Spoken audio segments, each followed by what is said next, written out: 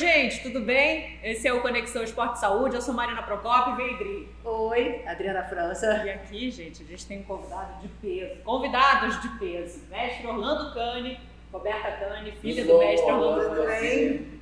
Para quem não conhece, eu vou dar uma breve introdução e vou sair aqui para deixar as palavras com o professor, com o mestre, com a Roberta, com a filha dele.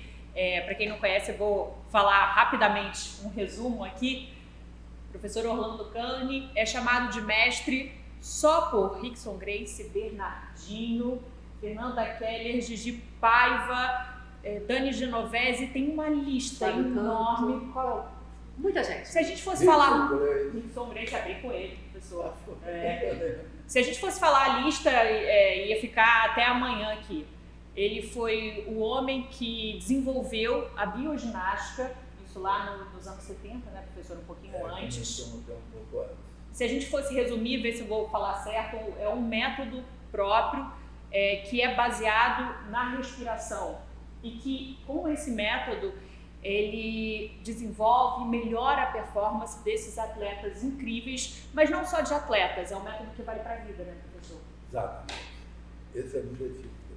Então, agora eu vou deixar o professor Orlando Cani, a gente com as perguntas, é um privilégio para vocês estarem escutando e para a gente estar aqui. Né, com certeza. Ginástica foi interessante porque eu sempre gostei de pesquisar, quando eu era atleta, de pesquisar o porquê de tais movimentos. Por exemplo, a minha prova eram 5 provas: natação, corrida, tiro alto, steeplechase, 20 obstáculos, 500 metros com 20 obstáculos. O professor Orlando Cani foi bicampeão mundial de pentatlo militar. Bicampeão mundial de pentatlo.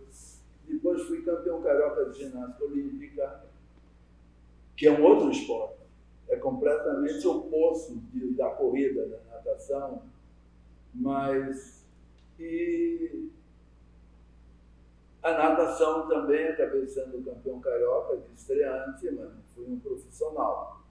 E passei a ser técnico de natação e técnico de ginástica olímpica também. E daí comecei a praticar o esporte, depois que fui campeão mundial 2 vezes. Larguei esse esporte, que é o pentatlo, larguei a ginástica olímpica, a natação, e comecei como treinador. Mas eu era sempre um pouco inconformado com os treinos.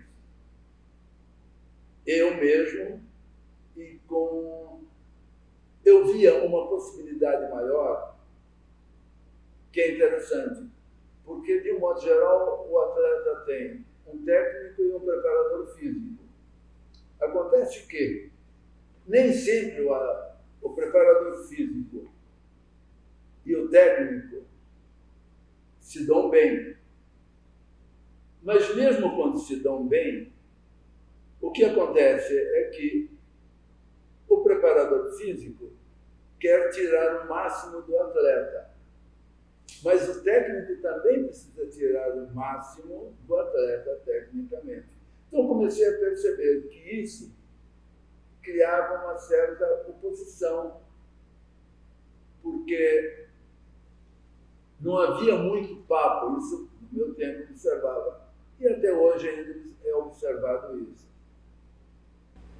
Então eu comecei a perceber que, às vezes, o preparo físico na preparação técnica é tão intensa quanto a preparação física. Então comecei a perceber que as minhas aulas e a parte de preparação para um atleta, ou mesmo semi-atleta, e que mais tarde passou para qualquer indivíduo, porque quando você trabalha, você é um atleta. Você é um atleta do trabalho. Você trabalha 8 horas por dia, e dependendo do seu trabalho, você tem que chegar em casa, preparar algo, estudar, e essas coisas todas vão acontecendo. Aí comecei a perceber também que havia necessidade, uma coisa simples, que a preparação física não poderia ser só física, como ainda hoje é observado. Então eu percebi que as minhas aulas eu poderia trabalhar de uma forma diferente, que não fosse somente física. mas que abrangesse também outros níveis do ser, como uma fonte de saúde física, emocional, mental, intelectual e espiritual. Intelectual, fazer com que o aluno compreenda o que ele está fazendo e dirija a sua atenção sempre na ação. E com isso comecei a perceber, primeiro foi a pesquisa em mim mesmo, vi resultados, mas comecei a perceber os resultados em atletas que estavam treinando comigo. E as coisas foram acontecendo de uma forma bem natural, gradativa. Isso foi nascendo aos poucos e foi crescendo, e os resultados começaram a aparecer em vários setores. Por exemplo, no voleibol, dupla, fiquei com o Bernardinho com a seleção, mas principalmente em dupla, que foram campeões mundiais também. A própria Isabel, que faleceu, que foi uma tristeza, uma pena essa ida tão cedo. As filhas dela começaram comigo, o Pedro, filho dela, estivemos nessa academia reunidos quando ela me pediu que eu trabalhasse com eles. Depois acabei deixando para um dos meus assistentes, o Marcelinho, que na época estava bem por dentro do trabalho, e ia para a praia, que era o interessante, trabalhar com elas na areia, com o Pedro na areia. E eu teve o Pará e Guilherme, campeões mundiais, que treinei desde quando começaram, ficamos 12 anos juntos. Depois tive outros, e algumas que me pediam para treiná-las, mas eu não podia, porque eu partia sempre do princípio. Quando estava treinando um atleta, eu não pegava outro, porque eu tinha detalhes. Para não criar concorrência interna, né? Na orientação. Então, daí haveria uma concorrência, porque eu não podia dizer para uma o que eu digo para outra. Claro. Então, tinha um certo... Ética. Tinha um detalhe, tinha essa ética. Então, a Jaqueline perguntou, Orlando, quando é que você vai começar a dar aula? Eu não posso. Já estou dando aula para ver. Foram várias. Mas como é que eu respiro, Protério? À vontade, respira. Mas ele não sabe respirar. E o técnico também não sabe, então é lógico. A resposta do técnico é essa, do preparador físico. Respire. A medicina está tentando mudar isso. Porque se você pegar um livro de fisiologia, quanto à parte respiratória, quando você chega lá, a inspiração é que você faz força. E a expiração sem esforço. Errado. A expiração que você pressiona e você só relaxa que o ar entra. Exatamente o oposto. E agora já eu soube que já estão tentando mudar essa particularidade, essa parte no livro de fisiologia. Né? Então, botar o ar para fora. Você está trabalhando, você está pedalando. Vai subir uma montanha, quando você sai de sininho e começa a fazer pressão... Mas aí você puxa bem forte, não? Só... Não, você não puxa, só o diafragma. Se você puxar demais, você vem para os intercostais e subclaviculares. Aí o que acontece? Você se contrai. Quando você está em ação, você tem que esquecer a parte superior, que é a subclavicular, e a intercostal. É só diafragma. Mas para isso você tem que estar trabalhando intensamente o diafragma todo dia. Por exemplo, o fole.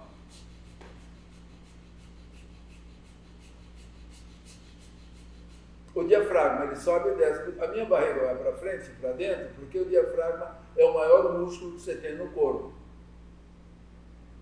E é um fino como uma folha de papel. Mas ele é o mais forte porque quando você nasce, a primeira ação é esse músculo. E quando você morre, a última ação é desse músculo. Então, dentro do yoga é interessante. A sua vida se resume numa grande inspiração e numa grande expiração. Quando você fecha o ciclo. Que é a morte. E quando você nasce, que você vê, é o diafragma. mas todo mundo, devido às ações diárias, que são as preocupações diárias, que é o estresse que a Roberta falou ainda há pouquinho, que é o cortisol cada vez aumentando mais. Que então, é um ótimo, diga-se de passagem, é um hormônio importantíssimo, vital. Não é um vilão? Vital, não. Não. Ele Não, o vira estresse é o vilão vilão. quando ele passa do limite dele. Exatamente o que ela está dizendo. O vilão, ele passa do cortisol, passa a ser... Só que ele, todo dia ele passa do limite. Se você fizer subida e descida de um banco, você está fazendo bioginástica. Porque o principal da bioginástica é a cabeça, é um estado de consciência. O atleta que tem um estado de consciência maior, ele vai cada vez produzir mais. Porque o treinamento dele, ele vai suportar para aquele treinamento uma intensidade maior. Porque quando você dá uma intensidade e esse atleta não tem consciência, ele desconhece esse lado, você chega até um ponto e você pode dar muito treinamento para esse atleta, mas você vai prejudicá-lo. Isso poucos são os preparadores que têm essa visão. Se você pega um atleta e dá, qual é o teu objetivo hoje numa Olimpíada? Para você chegar a uma Olimpíada, disputar um Mundial, o sacrifício físico é muito grande e psicológico. Então a bioginástica é para você trabalhar tanto a parte física como psicológica e a fisiológica que vem do físico e do psicológico. Então, o que acontece?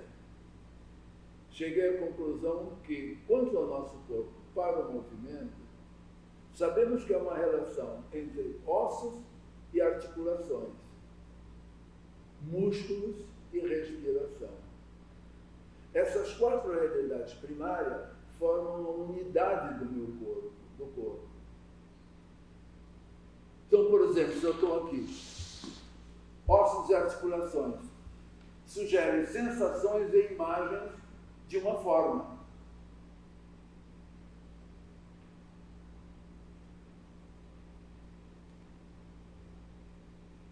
Imagens de uma forma, os ossos e as articulações. Os músculos insinuam as percepções e os correspondentes sentimentos de esforço.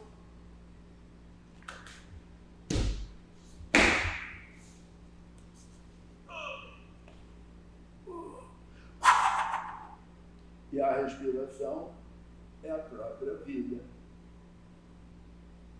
Sensações e sentimentos de espaço e tempo. Sensações e sentimentos de espaço e tempo. Eu estou aqui, estou em equilíbrio, levanto um peso, faço uma musculação, mas cadê a consciência? Então a bioginástica, o fruto grande da bioginástica é você ser consciente da ação que está sendo usada, está sendo feita, está sendo provocada por você. Isso que a gente pode começar no dia a dia, professor? Exatamente. A bioginástica, então, não é uma ginástica comum. Não estou dizendo, foi simplesmente uma pesquisa de longos e longos anos, continua até hoje. Eu digo para os meus alunos, digo nos cursos, se eu durar 200 anos, a bioginástica vai mudar. Por que eu sou contra a maratona normal? É contra? Não sou a favor. Sou a favor da maratona para o atleta que é maratonista. Mas para amador? Não sou a favor. Eu digo isso e seguro. Eu sempre corri muito porque fazia parte do meu esporte, o cross country. Então, muito bem, como maratonista, eu treinei muito maratonista, que é muito bem, eu treinar, vinha para a minha academia, eu dava aula, dava respiração, portanto, você pode faça o fartlek, que é bom. Como é que eu começo? Eu começo com fartlek, depois disso, muito bem. Orlando, você corre tão bem. Eu corria meus 5 quilômetros, 6, às vezes eu sábado corria 8, bem à vontade. Aí comecei a diminuir, a caminhar e correr, dava piques de 10, 15 metros, que eram baseados mais no fartlek. Orlando, por que você não faz? Você corre tão bem, treina para a maratona. O dia que você me encontrar, eu estiver treinando e você me perguntar, e eu responder, estou treinando para uma maratona, você, por favor, manda me prender, que eu me interna, que eu não estou bem. Mas por quê? Porque a maratona é um esporte, ele é muito violento. Lógico, o seu corpo não foi feito para isso. A Fernanda Guerra está tendo aula comigo hoje, de novo, porque ela vai disputar o último campeonato, vai fazer 60 anos, e ela vai disputar exatamente o Havaí. Ela foi reconhecida e aceitaram. Ela vai disputar essa prova com os 60 anos dela. Então a Fernanda veio lá em casa, ela disse, eu quero uma aula com você, Orlando. Ela me contou, Orlando, você me treina? Eu digo, te treino. Você quer mesmo fazer? Ela disse, quero. Então tá bom, vou te treinar. Mas eu expliquei tudo para ela, o que ela deve fazer, como vai fazer, e como isso é prejudicial. Ela sabe, mas ela quer. Que você quer ganhar, quer isso, quer aquilo, você quer chegar lá em cima, o que é normal. Mas você tem que ter cuidado com isso. O meu objetivo hoje é só dizer isso, digo, cuidado. Cuide-se. Porque nem todos têm uma possibilidade. Faça compensação. Faça. Então agora que ela está. Então, que eu ia chegar. Eu tive a sorte de conhecer o yoga quando estava começando a disputar o pentatlo. E como eu vi que começou a me fazer bem, principalmente as respirações, automassagens, que o Rickson mostra muito, que eu estou na revista também. Então, que é você sugar o abdômen, você massageia todos os órgãos. Olha a importância, não é só a respiração. Quando você faz esse movimento, você massageia com elevação, com os pulmões vazios, você massageia o pâncreas, o fígado, a ponta do coração que está ligado ao diafragma, por uma fina membrana. Então, esse movimento, você massageia a ponta do seu coração, massageia os órgãos, você contrai e relaxa. O diafragma está lá em cima. Porque quando você inspira, a barriga vai um pouquinho para frente, um pouco, não empurra a barriga. Ela vai um pouquinho para frente porque o diafragma desce, para dar espaço para o ar entrar, porque meus pulmões terminam mais largos.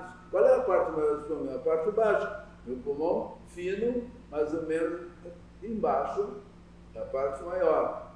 Então, quando eu me inspiro, o ar entra, começa em cima e vai até a parte maior. Quando eu solto o ar, o diafragma sobe e a minha barriga vai para dentro. Porque ele trabalha como um emo de automóvel. Ele sobe e desce. Por isso que quando ele passa aqui, a minha barriga faz isso. Ó, quer ver?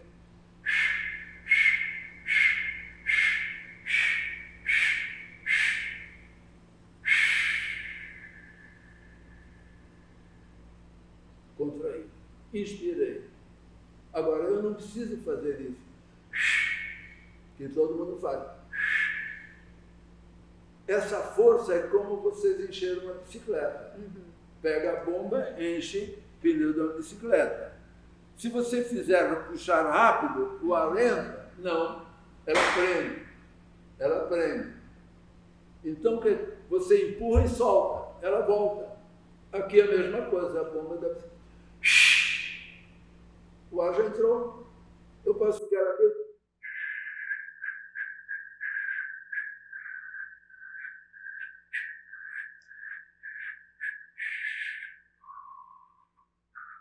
Eu fico aqui meia hora assim. Mas ele não respira.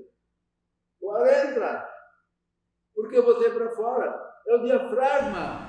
É a bomba.